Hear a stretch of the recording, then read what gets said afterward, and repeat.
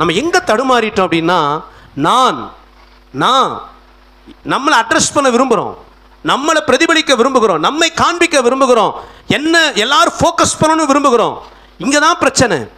நான் யார் தெரியுமா, என் காரியம் என்ன தெரியுமா, நாம் ஒன்றுமில்லாதிருந்தோம் நம்மை ஒரு பொருட்டா எண்ணினால், என்ன வேண்டியதுக்கு மிஞ்சி எண்ணினால் நம்மை நாமே வஞ்சிக்கிறவர்களாய் இருக்கிறோம். நம்மை குறித்து மேன்மையாய் எண்ணுவதும் மனமேட்டிமையும் கர்த்தருக்கு அருவருப்பு. நீங்கள் நீதிமொழிகள் 16 அதிகாரம் 5 வாசித்தீங்கன்னா, மனமேட்டிமை உள்ளவன் கர்த்தருக்கு அருவருப்பானவனாம். வாசிங்க நீதிமொழிகள் 16:5. மனமேட்டிமை உள்ளவன் எவனும் கர்த்தருக்கு அருவருப்பானவன், கையோடே கை கோத்தாலும் அவன் தண்டனைக்கு தப்பான். இந்த வார்த்தை கவனிங்களேன். மனமேட்டிமை கர்த்தருக்கு, ஒரு மனுஷனுக்கு எப்போ தனக்கு கர்த்தர் கொடுத்த ஆசீர்வாதங்களை குறித்து ஒரு பெருமை வந்து இருதயத்தில் அகந்தை உள்ளவனாய் மற்றவர்களை அற்பமாக எண்ணி, மற்றவர்களை உதாசீனப்படுத்தி, மற்றவர்களை காயப்படுத்தி மனமேட்டிமே ஒரு மனிதன் நடக்கிறானோ அவன் வாழ்க்கை கர்த்தருக்கு எப்படி இருக்குதான், அருவருப்பாக இருக்குதான். சில நேரத்தில் பார்த்தீங்கன்னா நம்மை உயர்த்துவதற்காக சில பேரை மட்டம் தட்டுவோம், சில பேரை காயப்படுத்துவோம். நமக்கு சில ஆசீர்வாதங்கள் இருப்பதனால், அது பணமாக இருக்கட்டும் பொருளாக இருக்கட்டும், இல்லாத ஒரு மனுஷனை ரொம்ப கேவலமாக பார்ப்போம். நமக்கு நல்ல நுனிநாக்கு இங்கிலீஷ் இருந்தால் பேச தெரியாதவன் என்ன செய்வோம், நமக்கு நல்ல பட்டப்படிப்பு இருந்தால் படிப்பில் அதில் கேவலமாக பார்ப்பது, நல்ல பண வசதி இருந்துச்சுன்னா ஏழ்மையாக இருக்கிறவங்கள அற்பமாக நினைக்கிறது. இதுக்கு பேர் தான் மனமேட்டிமை. ஏன்னா இதெல்லாம் எனக்கு கர்த்தர் கொடுத்தது. இதை புரியாமல் இல்லாத ஒருவனை நான் என்ன செய்கிறேன், ஏழையை பரியாசம் பண்ணுகிறவன் கர்த்தரை பரியாசம் பண்ணுகிறானாம், அவனை உண்டாக்கினவரை பரியாசம் பண்ணுகிறோமா.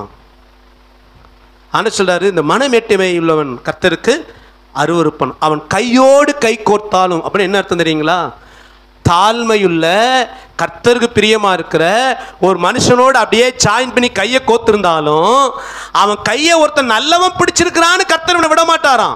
நீ கையோட கை கோத்தாலும் அவன் தண்டனைக்கு என்ன செய்ய மாட்டான், தப்பான், அவனுக்கு தண்டனை உண்டு. மனமேட்டிமையோட சபைக்குள்ள உட்கார்ந்தாலும், மனமேட்டிமையோட அகந்தை உள்ளவர்களாய் நல்ல ஆவிக்குரிய ஐக்கியத்தில் இருந்தாலும் கர்த்தர் சொல்கிறார் அவன் தண்டனைக்கு தப்பாமல் இருப்பான், தண்டனை உண்டு அவனுக்கு. அப்ப மனமேட்டிமைங்கிறது அதே நீதிமொழிகள் 16:18 வாசித்து பாருங்க.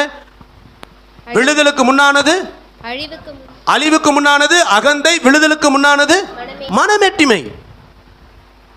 யானை வரும் பின்னே மணி ஓசை வரும் உள்ளது சொல்லுவாங்களே, அது அழிவுக்கு தான், தலகால் தெரியாமல் ஆடுது, என்ன அகந்தையாக இருக்குது, அழிவு வரப்போகுது சொல்கிறாங்களா இல்லைங்களா, வசனம் சொல்லுது. அது பெருமை அகந்தை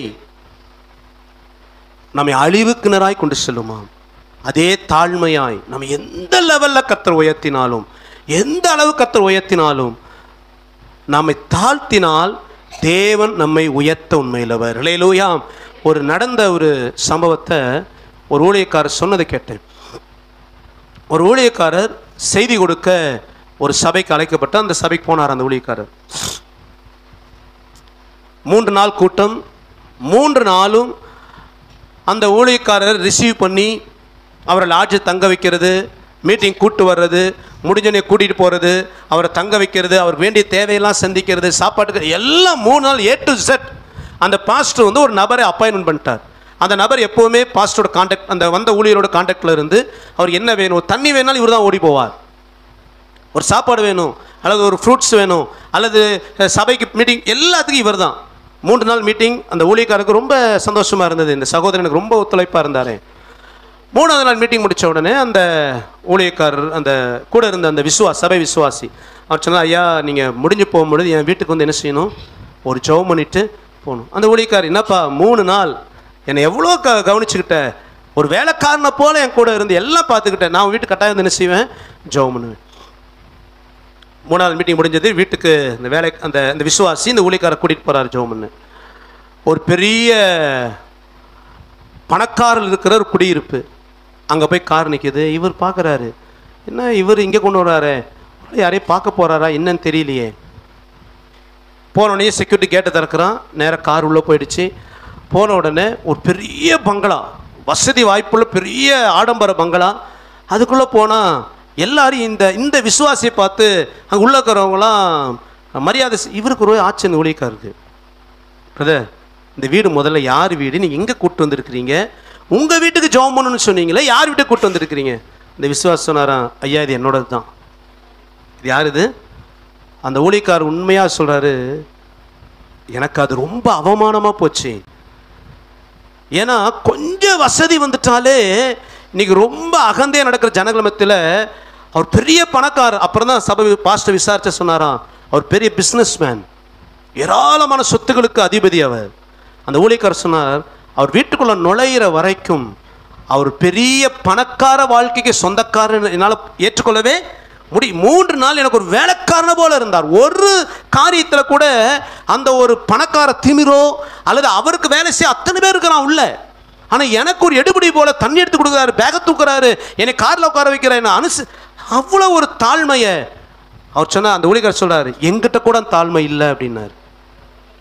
லேலூயா லேலூயா.